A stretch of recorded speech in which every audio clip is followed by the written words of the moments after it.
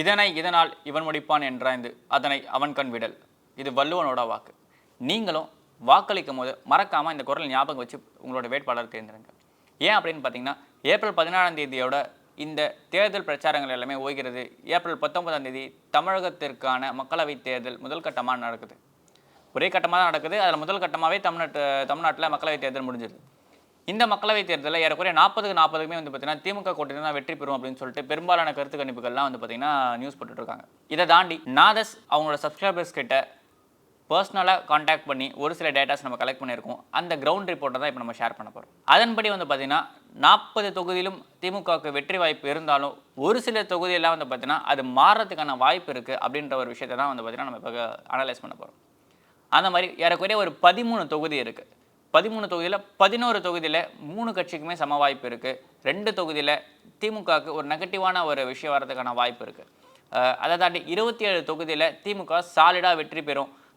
அங்கே இருக்க கேண்டிடேட்ஸ் இப்போவே செலிப்ரேட் பண்ண ஆரம்பிச்சலான்ற அளவுக்கு தான் வந்து பார்த்திங்கன்னா அங்கே இருக்க அந்த கிரவுண்ட் ரிப்போர்ட் இருக்குது. இதை தாண்டி அந்த 11 தொகுதி எது ப்ளஸ் அந்த 2 தொகுதி திமுகவுக்கு நெகட்டிவாக சேஞ்ச் ஆகக்கூடிய அந்த 2 தொகுதி எது அப்படின்றத நம்ம இந்த இதில் பார்க்கலாம். குறிப்பாக தமிழ்நாடுன்னு எடுத்துட்டா பெரும்பாலான நகரங்கள்லாம் வந்து பார்த்திங்கன்னா நம்ம சொல்கிறது சென்னை, திருச்சி, கோயம்புத்தூர், மதுரை இதெல்லாம் தான். இதில் சென்னை, திருச்சி, மதுரை இதிலெல்லாம் வந்து பார்த்தீங்கன்னா திமுகவுக்கு எந்த பிரச்சனையுமே கிடையாது. கோயம்புத்தூர் வந்து பார்த்தீங்கன்னா ஒரு மிகப்பெரிய ஒரு தொழில் நகரம். மான்செஸ்டர் ஆஃப் சவுத் இந்தியா அப்படின்னு சொல்கிற அளவுக்கு வந்து பார்த்தீங்கன்னா அவ்வளோ ஒரு தொழில் நகரங்கள் கோயம்புத்தூரில் இருக்குது. நூற்பாலைகள், சாய ஆலைகள், அதுக்கப்புறமா ஜவுளி தொழில் ஆகட்டும் சரி, டை காஸ்டிங் தொழிலாகட்டும் சரி, மற்றபடி இரும்பு சார்ந்த எல்லா தொழிலுமே கோயம்புத்தூரில் இருக்குது. அப்படி இருக்க ஒரு கோயம்புத்தூரில் பெரும்பாலும் ஜெயிச்சது யாருன்னு பார்த்தீங்கன்னா இடதுசாரி கட்சிகள். அதை தாண்டி திமுக, அதிமுக, காங்கிரஸ் எல்லா கட்சியுமே ஜெயிச்சிருக்காங்க. அந்த மக்களோட மனநிலை தான் பார்த்திங்கன்னா எப்பயுமே ஒரு கன்ஃபியூசிங்கான மனநிலை. யாருக்கு எப்போ ஓட்டு போடுவாங்கன்னே தெரியாது அப்படின்ற மாதிரியான விஷயம் தான் அங்கே இருக்குது. குறிப்பாக இந்த கொங்கு மண்டலம், அதாவது சேலத்தில் ஆரம்பித்து கோயம்புத்தூர் வரைக்கும் இருக்க இந்த கொங்கு மண்டலத்தில் அதிமுகவோட கை தான் எப்பயுமே ஓங்கி இருக்கும். அந்த மாதிரி தான் வந்து பார்த்திங்கன்னா இந்த வாட்டி அதிமுகவும் ஒரு டஃப்பான கேண்டிடேட் போட்டிருக்காங்க. டிஎம்கேவும் டஃப்பான கேண்டிடேட் போட்டிருக்காங்க. டிஎம்கே போட்ட கேண்டிடேட் இதுக்கு முன்னாடி அதிமுகவில் இருந்தவர். அதே மாதிரி வந்து பார்த்திங்கன்னா 3வது முக்கியமான ஒரு எதிர்கட்சியாக இப்போது அங்கே கோயம்புத்தூரில் களம் காண்றது பாஜகவோட மாநில தலைவர் அண்ணாமலை. பிஜேபியும் அங்கே ஜெயிச்சிருக்காங்க. அதனால் இந்த கோயம்புத்தூர் தான் ஒரு மிகப்பெரிய கன்ஃபியூஷன். தமிழ்நாடு ஃபுல்லாகவே ஒரு பொலிட்டிக்கல் டிஸ்கஷனுக்குள்ளே வர ஒரு முக்கியமான இடம் கோயம்புத்தூர். ஏன் அப்படின்னு பார்த்தீங்கன்னா மற்ற 2 வேட்பாளரை தாண்டிலும் பாஜகவோட மாநில தலைவரை அங்கே போட்டிடுறதுனால வந்து பார்த்தீங்கன்னா அந்த தொகுதிக்கு ஒரு முக்கியமான இம்பார்ட்டன்ஸ் இருக்குது. முன்னெப்போதும் இல்லாத வகையில் இந்த வாட்டி அங்கே ஒரு வேட்பாளர் ஒரு எம்எல்ஏவுமே இருக்காங்க. வானதி சீனிவாசன் வந்து அங்கே எம்எல்ஏவாக இருக்காங்க. அண்ணாமலையுமே பல இடங்களில் ஓட்டு கேட்கும் போது நீங்கள் எல்லாம் எனக்கு ஓட்டு போட்டிடுவீங்கன்னு எனக்கு தெரியும், காரணம் வானதி அக்கா அவங்களுக்கு அவ்வளோ விஷயம் செஞ்சுருக்காங்க அப்படின்னு சொல்லியிருந்தார். இதை தாண்டி திமுகவோட வேட்பாளர் கணபதி பா ராஜ்குமார். கணபதி பா ராஜ்குமார் வந்து பார்த்தீங்கன்னா அதிமுகவில் இருந்தவர், முக்கியமான பல பொறுப்புகளை அரசியல் பொறுப்புகளும் அலங்கரித்தவர். அதை தாண்டி செந்தில் பாலாஜியான தீவிர விசுவாசி. இவருக்கு வேலை பார்க்கறதுக்காகவே கரூர்லேருந்து ஒரு கேங் இறங்கி வேலை பார்க்குது. செந்தில் பாலாஜி இல்லைனாலுமே அந்த இடத்துல இறங்கி வேலை பார்க்கறதுக்காக கரூர் கேங் இறங்கி வேலை பார்க்குதுன்ற மாதிரியான செய்திகளையுமே வந்து பார்த்தீங்கன்னா இவர் நம்ம கூட டிஸ்கஸ் பண்ணியிருந்த ஜேர்னலிஸ்ட் இவர் துரைக்கருணா அவர்கள் சொல்லியிருந்தார், கரூர் கேங் இறங்கி வேலை பார்க்குறது ராஜ்குமாருக்கு அப்படின்னு சொல்லிட்டு.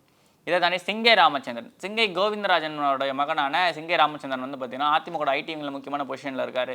அதை தாண்டி இளம் தலைவர்களில் ஒருவராக இருக்கார் அதிமுகவில். குறிப்பாக இந்த இடத்துல யாருக்கு யார் போட்டின்றது தான் வந்து பார்த்தீங்கன்னா மிகப்பெரிய ஒரு காம்படிஷனாக இருக்குது. ஏன் அப்படின்னு பார்த்தீங்கன்னா பெரும்பாலானோர் கணபதி பா ராஜ்குமார் ஜெயிச்சிருவார், அதிமுகவோட ஓட்டையும் சேர்த்து வாங்கிட்டு வரும்ன்ற மாதிரி சொல்லியிருந்தாலுமே சிங்கை ராமச்சந்திரனுக்கு ஒரு மிகப்பெரிய ஆதரவு இருக்குது. அண்ணாமலைக்குமே ஒரு மிகப்பெரிய ஆதரவு இருக்குது.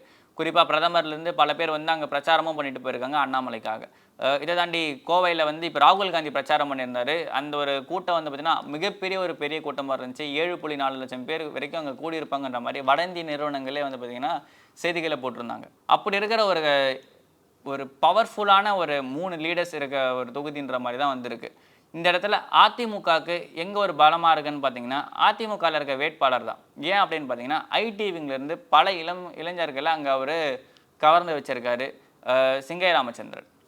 கணபதி பா ராஜ்குமாருக்கும் இந்த மாதிரி ஒரு விஷயம் இருந்தாலும் டிஎம்கே கீழே இறங்கி வேலை பார்க்குறாங்க.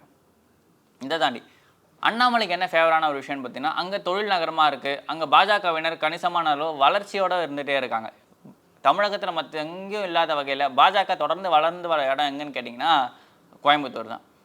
இதை தாண்டி இந்த மக்கள் எதை பேஸ் பண்ணிலாம் ஓட்டு போடுவாங்க அப்படின்றது கேட்டிங்கன்னா கோயம்புத்தூர் தொழில் நகரம் நான் ஃபஸ்ட்டே சொல்லியிருந்தேன். அந்த தொழிலுக்கு என்னென்னலாம் பிரச்சனை வருதுன்றதை பேஸ் பண்ணி தான் அந்த ஜனங்க ஓட்டு போடுவாங்க. எப்பயுமே ஒரு சார்பாக அவங்க ஓட்டு போட்டதே கிடையாதுன்றது தான் அந்த மக்களோட நிதர்சனமான உண்மை. இன்னும் ஒரு சில பேர்லாம் சொல்லியிருந்தாங்க. இப்போ ரீசெண்டாக வந்து பிராமணர்கள் வந்து ஒரு மாநாடு ஒன்று வச்சுருந்தாங்க. பிராமின்ஸ் ஃபார் அண்ணாமலை அப்படின்ற மாதிரி ஒரு சின்ன ஒரு மீட் நடத்தி, இங்கே இருக்க பிராமின்ஸ் ஹோட்டலாம் அண்ணாமலைக்கு தான் வேணும் அப்படின்ற, அண்ணாமலைக்கு தான் போடணுன்ற மாதிரியான ஒரு விஷயங்கள்லாம் வச்சுருந்தாங்க. அதை தாண்டி நாயுடு சங்கம், நாயுடு சங்கமா நாயக்கர் சங்கம்ன்றல இந்த மாதிரி ஒரு சங்கமும் வந்து பார்த்தீங்கன்னா அண்ணாமலைக்கு தான் எங்களோட ஆதரவுன்ற மாதிரி அறிக்கையெல்லாம் கொடுத்துருந்தாங்க. இந்த அறிக்கையை வந்து பார்த்தீங்கன்னா பிபிசி ஒரு கள ஆய்வு ஒன்று பண்ணியிருக்கு. அப்போது அங்கே கேட்டதில் வந்து பார்த்தீங்கன்னா அங்கே அந்த குறிப்பிட்ட சமூகத்தினர் மக்கள்கிட்ட தான் கேட்டிருக்காங்க. அப்படி கேட்டதுக்கு இவங்க வருஷம் தான் எல்லா வாட்டி தேர்தலையுமே இந்த மாதிரி ஒரு அறிக்கையை விடுறாங்க. ஆனால் இந்த மாதிரி இதை பேஸ் பண்ணி தான் ஜனங்க ஓட்டு போடுவாங்களான்னு கேட்டால் கிடையாது. அது நிறைய பெரும்பாலான முறை அதை மாறி தான் ஓட்டு போட்டிருக்காங்க. அதனால் இந்த அறிக்கையெல்லாம் வந்து பார்த்தீங்கன்னா ஒரு வெற்றி கூச்சல் அப்படின்ற மாதிரி தான் வந்து பார்த்தீங்கன்னா பிபிசியோட அந்த ஒரு செய்தி அறிக்கை இருக்குது. இது மாதிரி இருக்கிறப்போ இந்த சாதி ரீதியாக மக்களை திரட்டுறாங்களா, அது கோயம்புத்தூரில் சாத்தியப்படுமான்னு கேட்டால் நிச்சயமாக சாத்தியப்படாது. ஏன் அப்படின்னு பார்த்தீங்கன்னா கோயம்புத்தூர் பலரும் வந்து தங்கி வாழ்கிற பகுதி, தொழில் நகரம். அதனால் சாதி ரீதியாகவோ மத ரீதியாகவோ இங்கே அணி சேர்ந்தாங்க அப்படின்னா அது அவங்களோட தொழிலுக்கு மிகப்பெரிய பாதிப்பை ஏற்படுத்துன்றது அந்த மக்கள் நல்லாவே உணர்ந்து வச்சுருக்காங்க. அதனால் இந்த மாதிரியான டைவர்ஷன்ஸ் எல்லாம் ஜனங்க பெருசாக கன்சிடர் பண்ணிக்க மாட்டாங்கன்றது தான் வந்து பார்த்திங்கன்னா அதோட கோயம்புத்தூர் தொகுதியோட கிரவுண்ட் ரிப்போர்ட்டாக இருக்குது. அடுத்த தொகுதியை பார்க்கலாம். அடுத்த தொகுதி அது இதே மாதிரி தான் வந்து பார்த்திங்கன்னா டிஎம்கே அலையன்ஸ்க்கும் பிஜேபி அலையன்ஸ்க்கும் மிகப்பெரிய ஒரு டஃப் காம்படிஷனாக இருக்க இன்னொரு தொகுதி Nellai. Nainar Nagendran versus Robert Bruce. இந்த இடத்துல ஏடிஎம்கேவும் ஒரு மிகப்பெரிய ஒரு ரோலில் ப்ளே பண்ணுது. ஜான்சி ராணி அப்படின்றவங்க ஏடிஎம்கேவோட வேட்பாளராக இருக்காங்க. இந்த இடத்துல நயினார் நாகேந்திரன் திருநெல்வேலியில் ஒரு தொகுதியில் எம்எல்ஏவாகவும் இருக்கார். அங்கே அவர் எம்எல்ஏவாக இருக்கிறதுனால அவருக்கு இன்னும் கொஞ்சம் அதிகமான சான்சஸ் இருக்குது. மற்றபடி நயினார் நாகேந்திரனுக்கு காலகாலமாக வந்து பார்த்தீங்கன்னா ஒரு மிகப்பெரிய ஒரு புகழ் இருக்குது. அவர் குடும்பத்து மேலே ஜனங்களுக்கு ஒரு நல்ல நம்பிக்கை இருக்குது. எந்த ஒரு விஷயமா இருந்தாலும் அவர் உடனே களத்தில் இறங்கி நிற்பார். அந்த மாதிரியான ஒரு ஜனங்களோட மக்கள் ஆதரவு பெற்ற ஒரு வேட்பாளராக வந்து பார்த்திங்கன்னா நயினார் நாகேந்திரன் இருந்தார். அண்ணாமலை ஜெயிப்பாரா ஜெயிக்க மாட்டாரான்னு ஒரு கன்ஃபியூஷனில் பல பேர் பாஜகவினர் வந்து டிஸ்கஷனில் இருந்தப்போ வந்து பார்த்திங்கன்னா சுப்பிரமணிய சாமி வரைக்கும் வந்து இங்கே யார் ஜெயிப்பாங்களோ ஜெயிக்க மாட்டாங்களோ தெரியாது, ஆனால் நயினார் ஜெயிச்சிருவார் அப்படின்ற மாதிரியான விஷயத்த சொல்லிட்டு போயிருந்தார். சுப்பிரமணிய சாமி பல விஷயங்களை சொல்லியிருப்பார். அது பாஜகவினர் அதிர்ச்சி அடைகிற மாதிரியான விஷயங்களாக தான் இருக்கும். அப்படி ஒரு அதிர்ச்சி அடைகரமான விஷயத்துலேயும் ஆனந்தமான விஷயம் வந்து பார்த்திங்கன்னா நயினார் ஜெயிச்சிருவார்னு இவர் சொன்ன விஷயந்தான். ஆனால் அது ஒரு வாரம் கழிச்சு வந்து பார்த்திங்கன்னா அந்த போக்கில் ஒரு சில விஷயம்லாம் மாறுது. என்னன்னு பார்த்தீங்கன்னா நயினாருக்கு சொந்தமான பணம் தாம்பரத்தில் பறிமுதல் செய்யப்படுகிறது. அந்த பணம் என்னோடது இல்லை அப்படின்னு சொல்லிட்டு இவர் சொல்கிறார், நயினார் சொல்கிறாரு. ஆனால் அங்கே மாட்டினவங்க கொடுத்த வாக்குமூலம் வந்து பார்த்திங்கன்னா நாங்கள் நயினாருக்காக தான் கொண்டு போனோம் அப்படின்னு சொல்லி சொல்கிறாங்க. எம்எல்ஏ ஐடி கார்டிலேருந்து எல்லாமே மாட்டுது. அதுக்காக தாம்பரம் போலீஸ் வந்து பார்த்திங்கன்னா நயினாருக்கு ஒரு சம்மனுமே கொடுக்குறாங்க. இந்த ஒரு சம்மன் சப்போஸ் இந்த எஃப்ஐஆராக ஃபைல் பண்ணப்பட்டிருக்கு. இந்த ஒரு கேஸில் ஒருவேளை அவருக்கு நெகட்டிவான ஒரு விஷயம் கிடச்சிது அப்படின்னா அவரால் இதுக்கப்புறம் எலெக்ஷனில் நிற்க முடியாமல் போகிற நிலைமையும் ஏற்படும். ஆனால் இந்த ஒரு தொகுதி மக்கள் நயினார் மேலே ஒரு நல்ல ஒரு பிலீஃப் வச்சுருக்காங்க. நயினாரை வந்தால் செய்வார்ன்ற மாதிரி ஒரு நம்பிக்கை வச்சுருக்காங்க. ஆனால் இதே அளவுக்கு ஒரு டஃப் காம்படிஷனை ராபர்ட் ப்ரூஸ் அலையன்ஸில் காங்கிரஸ் வேட்பாளராக இருந்தாலும் திமுகவினரோட மிகப்பெரிய ஒரு ஆதரவை அவர் பெற்றிருக்காரு. இதை தாண்டி ஜான்சி ராணிக்கும் வந்து பார்த்திங்கன்னா ஒரு மிகப்பெரிய ஒரு வாய்ப்பு இருக்குது. ஏன்னு பார்த்தீங்கன்னா அந்த இடம் பேசிக்காக ஏடிஎம்கே ஓட்டு அதிகமாக இருக்க ஒரு இடம். லாஸ்ட் டைம் என்ன தான் டிஎம்கே ஜெயிச்சிருந்தாலுமே ஏடிஎம்கேக்கும் ஒரு நல்ல ஒரு ஸ்பான்டேனியஸான ஜனங்க கூடுற ஒரு இடம். அப்படி இருக்கிறப்போ இந்த இடத்துல 3 பேருக்குமான வாய்ப்பு அதிகமாக தான் இருக்குது. நயினாரோட ரோல் எப்படி இருக்குன்றது தெரியல. எம்எல்ஏவாக மட்டும்தான் இருப்பாரா, எம்பியாவும் வந்து அந்த தொகுதி மக்களுக்கு நல்லது செய்வார்னு சொல்லிட்டு காத்திருந்து பார்க்கலாம். அடுத்த ஒரு முக்கியமான தொகுதின்னு பார்த்தீங்கன்னா கரூர் தொகுதியோட எம்பி வந்து பார்த்தீங்கன்னா ஜோதிமணி திருப்பி அவங்களே தான் நிற்கிறாங்க காங்கிரஸ் சார்பாக.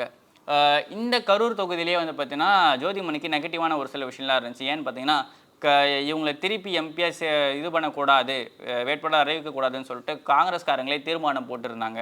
ஆனால் ஜனங்க மத்தியில் ஜோதிமணிக்கு ஒரு நல்ல ஒரு ரெஸ்பான்ஸ் இருக்குன்னு சொல்கிறாங்க. ஆனால் போன ஒரு சில இடத்துல தேர்தல் பிரச்சாரங்கள் வந்து பார்த்திங்கன்னா அவங்களுக்கு நெகட்டிவான ஒரு விஷயம்லாம் நடந்துருந்துச்சு. ஜனங்க கேள்வி கேட்டாங்க, ஒரு சில இடத்துல பண்ணக்கூடாது, பிரச்சாரம் பண்ணக்கூடாது, நீங்கள் எதுவும் பண்ணலன்ற மாதிரி குறைகளை முன் வச்சாங்கன்ற மாதிரி விஷயங்களும் இருக்குது.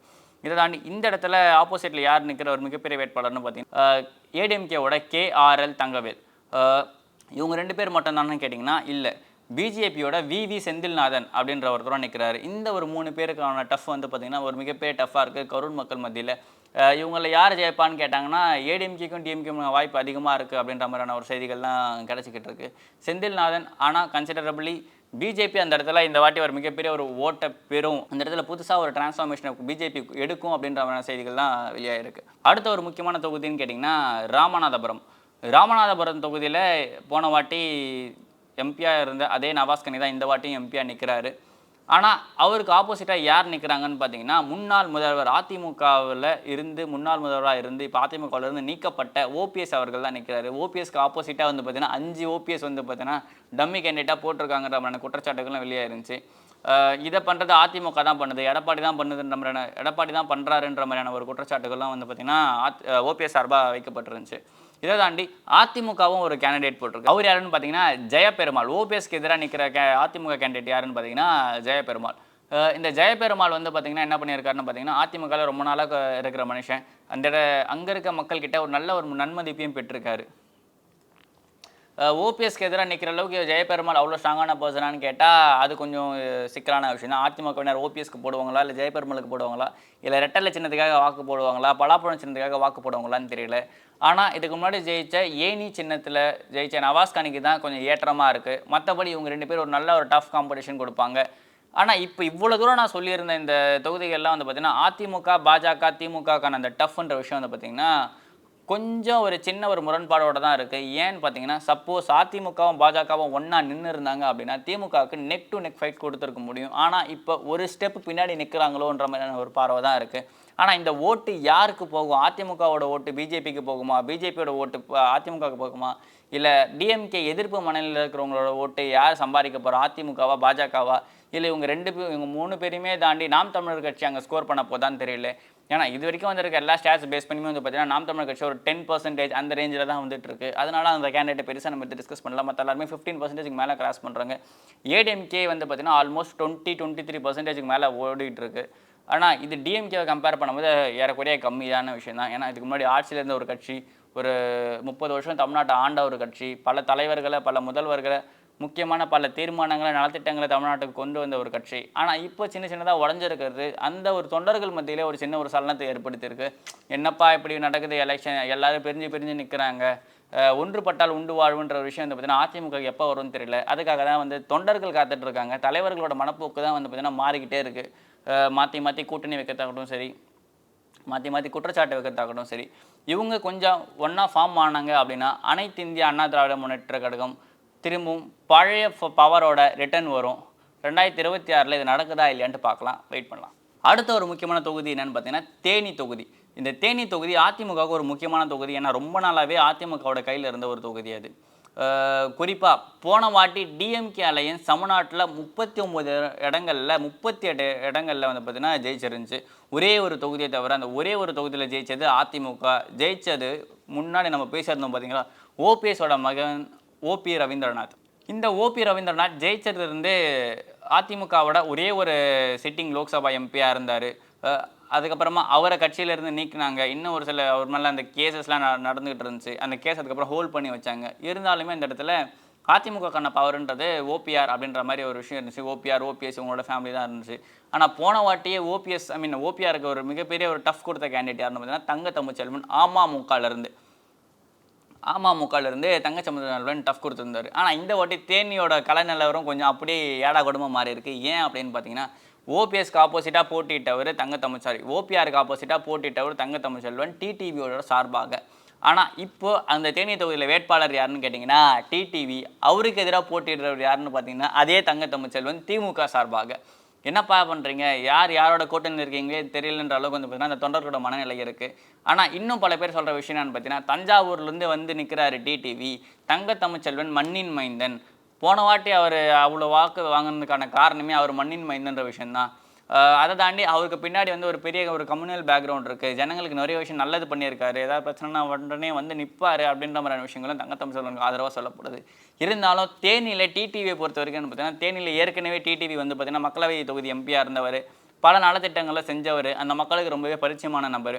இந்த ஒரு டஃப் வந்து பார்த்தீங்கன்னா நெக் டு நெக் இருக்கும். தங்க தமிழ்ச்செல்வனா டிடிவி தினகரனா அப்படின்னு சொல்லிட்டு.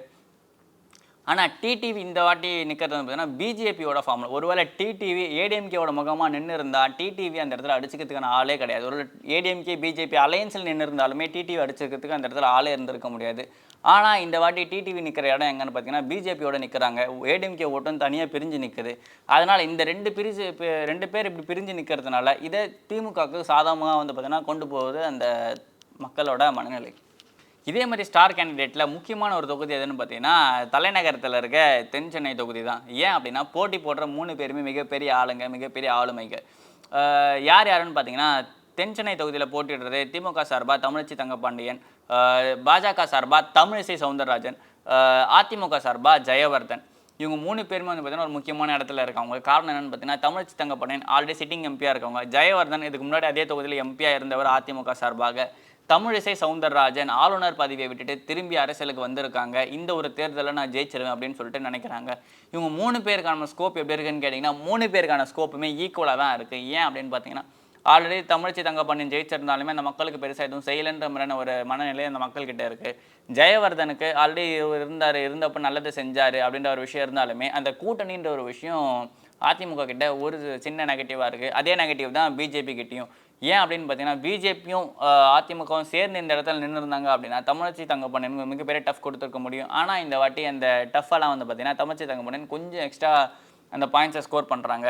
ஆனாலும் அந்த மக்களோட மனநிலை தான் வந்து பார்த்திங்கன்னா என்னன்னு முடிவு பண்ணணும். ஏன் அப்படின்னா இந்தியா கூட்டணியில் நிற்கிற தமிழச்சி தங்கப்பாண்டியனா, இல்லை என்டிஏ கூட்டணியில் நிற்கிற தமிழிசையா, இல்லை 2 கூட்டணியுமே இல்லைன்ட்டு தனியாக நிற்கிற அதிமுகவா, யாருக்கு இவங்களோட ஓட்டுன்னு சொல்லிட்டு அந்த மக்கள் தான் முடிவு பண்ணணும். மோஸ்ட்லி இந்த இடத்துல ஜெயிக்கிறதுக்கான வாய்ப்பு திமுகவுக்கு 1% அதிகமாக இருக்குன்னு நான் பார்க்குறேன். ஏன் அப்படின்னு பார்த்தீங்கன்னா இந்த நான் தான் சொல்லியிருந்தேன்ல, பாஜக அதிமுகவோட கூட்டணி பிரியாமல் சேர்ந்து இருந்திருந்து அப்படின்னா இந்த இடத்துல ஒரு மிகப்பெரிய ஒரு டஃப் கொடுத்துருக்கலாம். 2 பேரில் யார் கேண்டிடேட்டாக இருந்தாலும் ஜெயிக்கிறதுக்கான வாய்ப்பு அதிகமாக இருந்திருக்கும். அதேமாதிரி இன்னும் ஒரு முக்கியமான ஒரு ஸ்டார் தொகுதி எதுன்னு பார்த்தீங்கன்னா தருமபுரி தொகுதியில் திமுக சார்பாக மணி அப்படின்னு ஒருத்தர் நிற்கிறாரு. அந்த ஊரில் ஒரு முக்கியமான ஒரு திமுக பொறுப்பாளராக இருக்கார். அதுக்கப்புறம் ஏடிஎம்கே சார்பாக டாக்டர் அசோகன், பாஜக கூட்டணியில் பாமக சார்பாக மருத்துவர் அன்புமணி ராமதாஸுடைய மனைவி சௌமியா அன்புமணி நிற்கிறாங்க. சௌமியா அன்புமணிக்கு ஆதரவாக அவரோட மகள்கள்லாம் வந்து ஓட்டு கேட்குறது அந்த ஒரு தேர்தல் காலத்தையே கொஞ்சம் சுவாரஸ்யமாகியிருக்கு. பல இடங்களில் ரொம்ப போய் கேஷுவலாக ஜனங்கக்கிட்ட பேசுறது, அதுக்கப்புறமா ஓட்டு கேட்குறது, நான் உங்கள் வீட்டுக்கு சாப்பிட வரேன், எனக்கு கறி விருந்து வேணும் அப்படின்ற மாதிரியான விஷயங்கள்லாம் வந்து உரிமையாக கேட்குறது வந்து பார்த்தீங்கன்னா நம்ம செய்தியில் நியூஸில் எல்லாமே பார்த்துக்கிட்டு இருக்கோம். ஆனால் அப்படி இருக்கிறப்பவும் ஒரு சில கிரவுண்ட் ரியாலிட்டி ஜனங்க என்ன கேட்குறாங்க, திமுக காரங்க மற்ற கட்சிக்காரங்கெல்லாம் என்ன குற்றச்சாட்டு வைக்கிறாங்களாம், எலெக்ஷனுக்காக மட்டும் வராங்களே, இதுக்கு முன்னாடி எங்கே போனாங்க இவங்களாம் அப்படின்ற மாதிரி குற்றச்சாட்டுமே இருக்குது. இதை தாண்டி எம்ஆர்கே பன்னீர்செல்வம் வந்து பார்த்தீங்கன்னா தீவிரமாக இறங்கி வேலை பார்த்துக்கிட்டு இருக்காரு டிஎம்கேக்காக. சிட்டிங் அமைச்சராக இருக்கார் இவர்.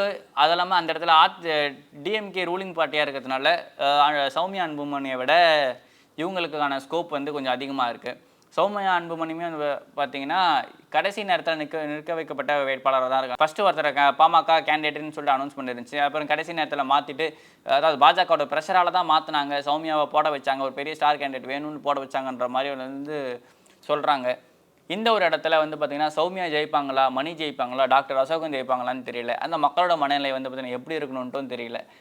ஆனால் பெரும்பாலான இடங்கள்ல வந்து பார்த்திங்கன்னா சௌமியாவை விட இவர் மணிக்கு தான் கொஞ்சம் வாய்ப்பு அதிகமாக இருக்குன்ற மாதிரி சொல்கிறாங்க. ஆனால் அந்த 1 இயர் ஓட்டை கன்சிடரேட் பண்ணுறது வந்து ஒரு மிகப்பெரிய ஒரு கிரிட்டிக்கலான ஒரு விஷயமாக தான் அங்கே பார்க்குறாங்க. ஏன் அப்படின்னு பார்த்தீங்கன்னா பல பேர் வந்து சொல்லுவாங்க, பாமகவை பொறுத்த வரைக்கும் தருமபுரியில் 1 இயர் ஓட் பேங்க் அதிகமாக இருக்குது, அதனால சௌமியா ஜெயிச்சிருவாங்க அப்படின்னு சொல்லிட்டு சொல்கிறாங்க.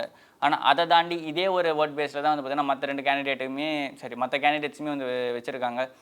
இதை தாண்டி இந்த ஓட்டை கரெக்டாக வெறும் பாமக மட்டும்தான் அக்குமுலேட் பண்ணுதான்னு கேட்டால் அதுதான் ஒரு சிக்கலான விஷயம். ஏன்னு பார்த்தீங்கன்னா இவங்களை தாண்டி சிவி சண்முகம், கேபி முனுசாமி, ஜெகத் ரட்சகன், இவங்க மாதிரி திமுகலையுமே பல முக்கியமாக இருக்காங்க. அமைச்சர்கள் பல பேர் வன்னியர்கள் இருக்காங்க திமுகவில். துரைமுருகன் ஆகட்டும் சரி, இவங்க எல்லாருமே இருக்கிறப்போ வந்து பார்த்தீங்கன்னா பாமக மட்டும்தான் நான் வன்னியரோட ரெப்ரசன்டேட்டிவ்னு கிளைம் பண்ணிக்கிறது அந்த தொகுதிகள்லாம் கொஞ்சம் ப்ராப்ளமாக இருக்குது. ஏன்னா இந்த கிளைம் வந்து 2019 அன்புமணி நிற்கிறப்பவே வந்து அது முடியாமல் போச்சு. டாக்டர் செந்தில்குமார் ஜெயிச்சிருந்தார். இப்போது அந்த தொகுதி மக்களோட மனநிலை எப்படி இருக்குன்னு தெரியல, யார் ஜெயிப்பாங்கன்னு தெரியல, காத்திருந்து பார்க்கலாம். இதே மாதிரி தான் திருப்பூர், பெரம்பலூர், கன்னியாகுமரி தொகுதியுமே. திருப்பூரில் சுப்பராயன் நிற்கிறாரு, ஏடிஎம்கே சார்பாக அருணாச்சலம் நிற்கிறாரு, பாஜக சார்பாக ஏபி முருகானந்தம் நிற்கிறாரு. பெரம்பலூரில் அருண் நேருக்கும் பாரிவேந்தருக்கும் ஒரு மிகப்பெரிய ஒரு டஃப் காம்படிஷன் ஓடிக்கிட்டு இருக்கு. அதிமுக சார்பாக என்டி சந்திரமோகன்ட்டு ஒருத்தர் நிற்கிறாரு. இவங்க எல்லாமே ஒரு முக்கியமான ஒரு டஃப் கொடுக்குற கேண்டிடேட்டாக இருக்காங்க. ஏன்னா காரணம் என்ன பார்த்தீங்கன்னா பாரிவேந்தர் சிட்டிங் எம்பி பெரம்பலூரில், ஆனால் டிஎம்கே அலையன்ஸில் ஜெயிச்சிருந்தார், இப்போ பிஜேபியோட அலையன்ஸில் இருக்கார். அந்த மக்களுக்கு நிறைய பேருக்கு வந்து ஃப்ரீ எஜுகேஷன் கொடுத்துருக்காரு, இன்னும் ஒரு சில விஷயம்லாம் பண்ணி கொடுத்துருக்காரு. ஆனாலுமே அந்த மக்களோட மனநிலை ஆளுங்கட்சிக்கு சப்போர்ட்டாக இருக்கா இல்லை கரண்ட் எம்பிக்கு சப்போர்ட்டாக இருக்கான்னு தெரியல. கலநிலவரம் இப்போ வந்திருக்க பெரும்பாலான ஸ்டாட்ஸ் படி வந்து பார்த்திங்கன்னா மற்ற செய்தி நிறுவனங்களை வந்ததை பேஸ் பண்ணி அருண் நேரு ஜெயிப்பாருன்ற மாதிரி சொல்கிறாங்க. ஆனால் பாரிவேந்தருக்கும் அந்த மக்களோட செல்வாக்கு இருக்குன்ற அந்த கட்சிக்கு செல்வாக்கு இல்லைன்னா பாரிவேந்தருக்காக ஓட்டு போடுவாங்க அப்படின்ற ஒரு விஷயம் பார்க்குற மாதிரி இருக்குது. அதே மாதிரி மோடிக்கான ஆதரவான அலை இருக்கா, பாஜகவோட ஓட்டை அந்த இடத்துல அவர் ஸ்கோர் பண்ணுறாரான்றதும் நம்ம காத்திருந்து பார்க்கணும். கன்னியாகுமரி தொகுதியை பொறுத்த வரைக்கும் போன வாட்டி இவர் வசந்தன் கோ ஓனர் வசந்த் அவர்கள் நின்று இருந்தார். தவிர்க்க முடியாமல் அவரோட மரணத்தால் விஜய் வசந்த் வந்து இந்த இடைத்தேர்தலில் என்ன ஜெயிச்சு விஜய் வசந்த் சிட்டிங் எம்பியாக இருக்கார். திருப்பி அவருக்கே தான் கொடுத்துருக்காங்க. இதுக்கு முன்னாடி பாஜக சார்பாக ஜெயிச்சு 2014 எம்பியாக போயிருந்த பொன் ராதாகிருஷ்ணன் அவர்கள் மீண்டும் எம்பியாக நிற்கிறாரு. அதை தாண்டி அதிமுக சார்பாக பசிலியோன் நஸ்ரேத் அப்படின்னு சொல்லிட்டு ஒரு கேண்டிடேட் நிற்கிறாங்க. இவங்க 3 பேருக்கான காம்படிஷனுமே டஃப்பாக இருக்குது. குறிப்பாக இதில் வந்து பார்த்திங்கன்னா விஜய் வசந்துக்கும் பொன்னாருக்குமான காம்படிஷன் ஹெவி டஃப்பாக இருக்குது. ஏன் அப்படின்னு பார்த்தீங்கன்னா கன்னியாகுமரி தொகுதியில் கிறிஸ்துவர்கள் ஓட்டுமே அதிகம், அதுக்கப்புறமா இந்த இந்துக்கள் ஓட்டுமே அதிகம். இதில் யார் இதை அதிகமாக ஃபேவராக ஸ்கோர் பண்ணுறா, அதை தாண்டி மத சார்பற்ற அது ஒரு பெரிய சுற்றுலா தலம்ன்றதுல பல மக்கள் கூடி வாழ்கிற ஒரு இடமா இருக்குது. அதனால் இதை எதை பேஸ் பண்ணி இந்த ஓட்டு பிரியுது, யார் செலக்ட் பண்ண போகிறாங்க அந்த மக்கள்னு சொல்லிட்டு 19ஆம் தேதி ஓட்டு முடிஞ்சு ஜூன் 4ஆம் தேதி தான் தெரியும். காத்திருந்து பார்க்கலாம். இதெல்லாம் தாண்டி ஈரோடுலையும் நாமக்கல்லையும் வந்து பார்த்திங்கன்னா அதிமுகவுக்கு கொஞ்சம் ஃபேவரான விஷயம் தான் இருக்குது. காரணம் என்னென்னு பார்த்தீங்கன்னா ஈரோடில் சிட்டிங் எம்பியாக இருந்த கணேசமூர்த்திக்கு இந்த வாட்டி திமுகவை மதிமுக இது தராமல் போயிடுச்சு, சீட்டு தராமல் போனதால் அவர் தற்கொலை பண்ணிக்கிட்டார். அது அந்த மக்கள்கிட்ட ஒரு அதிருப்தியாக இருக்குது. அதனால் வந்து அதிமுகவுக்கு ஓட்டு போடுவாங்கன்ற மாதிரியான ஒரு மனநிலை தான் அந்த மக்கள்கிட்ட இருக்குது. குறிப்பாக அதிமுகவில் கேண்டிடேட் யாருன்னு பார்த்தீங்கன்னா ஆட்டல் அசோக். அது வந்து பல தொழில்கள் நடத்தினாலுமே வந்து பார்த்திங்கன்னா அந்த மக்களுக்கு ரொம்ப பரிச்சயமான ஒரு நபராக தான் இருக்கார் ஆட்டல் அசோக். அவரோட உறவினர் தான் வந்து பார்த்திங்கன்னா பாஜகவோட எம்எல்ஏவான சரஸ்வதி. இப்போ ரீசெண்டாக வந்து ஆட்டல் அசோக்கு சொந்தமான பணம் பாஜக நிர்வாகி வீட்டில் மாட்டுச்சு அப்படின்ற மாதிரியான செய்திகளுமே பார்த்துருந்தோம். இருந்தாலுமே அந்த மக்கள்கிட்ட பிரபலமான ஒரு நபராக ஈஸியாக போய் சேரக்கூடிய ஒரு நபராக ஆட்டல் அசோக் இருக்கார். இதை தாண்டி டிஎம்கே சார்பில் யார் நிற்கிறான்னு பார்த்தீங்கன்னா கேஇ பிரகாஷ், இளைஞர் அணியோட துணை செயலாளர் நினைக்கிறேன். உதயநிதிக்கு அடுத்த லெவல் போஸ்டிங்கில் இருக்க அவர். இப்போ ரீசெண்டாக உதயநிதி அங்கே போய் பிரச்சாரம் பண்ணும்போது என்ன சொல்லியிருந்தாருன்னா, இங்கே பிரகாஷ் வேட்பாளர் கிடையாது, நான் தான் வேட்பாளர், நானே நிற்கிறதா நினச்சி தான் நீங்கள் ஓட்டு போடணும் அப்படின்னு சொல்லிட்டு பேசியிருந்தார். சொல்லிவிட்டு அவரே இன்னொரு விஷயம் சொல்லியிருந்தார், அதுக்குன்னு சொல்லிட்டு போயிட்டு பேலட் பாக்ஸில் போயிட்டு உதயநிதின்னு தேடாதீங்க, என் பேர் இருக்காது, பிரகாஷ் பேர் தான் இருக்கும், நீங்கள் சின்னத்தை பார்த்து ஓட்டு போடுங்கன்னு சொல்லிட்டு அவரேவும் சொல்லியிருந்தார். இந்த மாதிரியான சுவாரஸ்யமான விஷயங்கள்லாம் இருக்குது. இந்த இடத்துல பிரகாஷை தாண்டி ஆட்டல் அசோக் குமார் கொஞ்சம் அதிகமாக ஸ்கோர் பண்ணுவார்ன்ட்டு தான் நம்மளோட ரிப்போர்ட்ஸ் தான் சொல்லுது. இதை தாண்டி நாமக்கல் தொகுதியில் வந்து பார்த்திங்கன்னா கொங்கு மக்கள் தேசிய கட்சி சார்பாக வந்து ஃபஸ்ட்டு சூரியமூர்த்தி அனௌன்ஸ் பண்ணியிருந்தாங்க. அவரோட ஜாதிய பேச்சுக்கள்லாம் வந்து யூடியூப் போன்ற தளங்களில் பிரபலமாக பரவி இருந்துச்சு. அது அவருக்கு ப்ராப்ளம் ஆனதால் அந்த கேண்டிடேட்டை மாற்றிட்டு அதுக்கப்புறம் மாதேஸ்வரன்ட்டு ஒரு கேண்டிடேட்டை போட்டிருக்காங்க. அவர் வந்து டிஎம்கேவோட பேனரில் தான் நிற்கிறாரு. ஆனால் அது வந்து அவருக்கு ஃபேவராக இருக்குமா அப்படின்றது கொஞ்சம் தெரியல. ஏன்னா அந்த மக்கள் மத்தியில் ஆதரவு இருந்தாலுமே மற்ற பொதுவான மக்கள் மத்தியில் அவருக்கான அந்த ஓட்டுன்றதை டிஎம்கேவோட பேனரில் வந்து விழுமான்றது கொஞ்சம் கேள்விக்குறியாக தான் இருக்குது. காரணம் அந்த ஒரு சின்ன ஒரு சர்ச்சை சூரியமூர்த்தியால் வந்தது. இந்த இடத்துல யார் ஸ்கோர் பண்ணுறாங்கன்னு பார்த்தீங்கன்னா அதிமுகவோட தமிழ்மணிக்கான வாய்ப்பு கொஞ்சம் அதிகமாகவே இருக்குது நாமக்கல் தொகுதியில். இதை தாண்டி ஸ்டார் வேட்பாளர்களோட தோல்வி முகமாக இருக்க தொகுதியெல்லாம் எதுன்னு பார்த்தோம்னு பார்த்தீங்கன்னா ஃபஸ்ட்டு, அதாவது இந்த ஒரு இது வந்து பார்த்திங்கன்னா கொஞ்சம் டபுளாக இருக்குது. மேபி இது வெற்றி ஆகிறதுக்கான வாய்ப்பு இருக்குது. நம்மளோட கிரவுண்ட் பேஸ் பண்ணி நம்மளோட ஆடியன்ஸ் கிட்ட நம்ம எடுத்தது பேஸ் பண்ணி இந்த ஒரு ரிப்போர்ட் இருக்குது. என்னென்னு பார்த்தீங்கன்னா விருதுநகரில் மாணிக்கம் தாகூருக்கு ஆப்போசிட்டாக நிற்கிற பாஜக கேண்டிடேட் ராதிகா சரத்குமாரை தோக்க போகிறாங்க, விஜய் பிரபாகரனும் தோக்க போகிறாங்கன்ற மாதிரி தான் வந்து பார்த்திங்கன்னா செய்திகள் நமக்கு கிடச்சிருக்கு. இது மேபி அவங்க ஜெயிக்கிறதுக்கான வாய்ப்பும் இருக்குது. நம்ம ஜனங்கக்கிட்ட எடுத்த ஒரு சின்ன ஒரு சர்வே பேஸ் பண்ணி தான் நம்ம சொல்லிக்கிட்டு இருக்கோம். இதை தாண்டி தென்காசி தொகுதியில் டாக்டர் கிருஷ்ணசாமிக்கும் ஜான் பாண்டியனுக்கும் கொஞ்சம் இறங்குமுகமாக தான் இருக்குது. இவங்க 2 பேரும் சேர்ந்து நின்றுருந்தாங்க, அதிமுக பேனர்லையோ பிஜேபி பேனர்லையோ கூட சேர்ந்து நின்றுருந்தாங்கன்னா இந்த பிரச்சனை இருந்திருக்காது. 2 பேருமே தனித்தனியாக நிற்கிறது டிஎம்கேக்கு அங்கே ஒரு மிகப்பெரிய ஒரு ப்ளஸ் பாயிண்ட்டாக இருக்குது. இதை தாண்டி கடலூர் தொகுதியில் போட்டிடுற தங்கர் பச்சான் கொஞ்சம் தவறான முடிவு எடுத்திருக்காருன்னு நினைக்கிறேன். பாமக சார்பாக போட்டிடுறாரு. கூட அதிமுக கூட்டணியில் இருந்தால் விஷ்ணு பிரசாத்தை சீக்கிரமாக ஜெயிச்சிருக்கலாம். ஆனால் விஷ்ணு பிரசாத்தை கரெக்டாக காங்கிரஸ் வந்து இந்த வாட்டி கடலூரில் களமிறக்கியிருக்கு. விஷ்ணு பிரசாத்துக்கான வாய்ப்புன்றது கொஞ்சம் அதிகமாகவே இருக்குது. அதனால் தங்கர் பச்சான் தோல்வியை தொழுவதற்கான வாய்ப்பு கொஞ்சம் அதிகமாக இருக்குது. இதை தாண்டி நீலகிரி தொகுதியில் ஆர் ஆசாக்கு எதிராக போட்டியிடுற எல் முருகன் தமிழகத்தின் பாஜகவுக்கு ஒரு மிகப்பெரிய ஒரு அடையாளத்தை கொடுத்தவர். 4 எம்எல்ஏ ஆகட்டும் சரி, அதிமுகவோட கூட்டணி ஆகட்டும் சரி, அதை தாண்டி மத்திய அமைச்சரவை பதவி எல்லா இடங்கள்லையும் கொண்டு போய் கொடியை சேர்த்தது. வேல் யாத்திரையில் கொண்டு போய் இல்லை பாஜகன்னு ஒரு கட்சி இருக்கா, மலருமா மலராதான்ற ஒரு மிகப்பெரிய கேள்வி இருந்தது. பல இடங்களில் தாமரையை மலர வச்ச ஒரு மிகப்பெரிய ஒரு முகமாக தான் இருக்கார் எல்முருகன். ஆனால் அந்த எல்முருகன் வந்து இப்போ கரண்ட் ராஜ்யசபா எம்பியாக இருக்காரு, திருப்பி பதவி ஏற்றுக்கிட்டாரு. இருந்தாலும் ராஜாவுக்கு எதிராக களம் இறங்குறாரு. ராஜாவுக்கு எதிராக களம் இறங்கி அந்த இடத்துல ஜெயிப்பாரான்னு கேட்டிங்கன்னா அது கொஞ்சம் வாய்ப்பு குறைவு தான். இருந்தாலுமே அந்த நீலகிரி தொகுதியில் வந்து 3 தனி தொகுதி இருக்குது.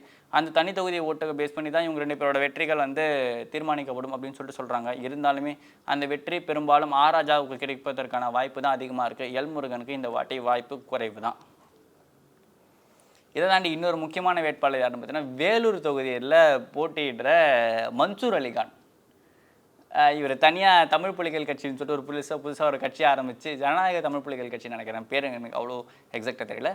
அந்த ஒரு கட்சியை ஒன்று ஆரம்பித்து அவர் வந்து கதிர் ஆனந்த், அதுக்கப்புறமா ஏசி சண்முகம் இவங்களுக்கெல்லாம் ஆப்போசிட்டாக ஒரு கேண்டிடேட்டாக நிற்கிறாரு. இந்த இடத்துல அவரோட வாய்ப்புமே குறைவு தான். ஆனால் இப்போ ரீசெண்டாக வந்து ஒரு காணொலி ஒன்று போயிட்டு இருந்துச்சு. ஏன்னா அவர் பிரச்சாரம் பண்ணிட்டு போயிட்டே இருக்காரு.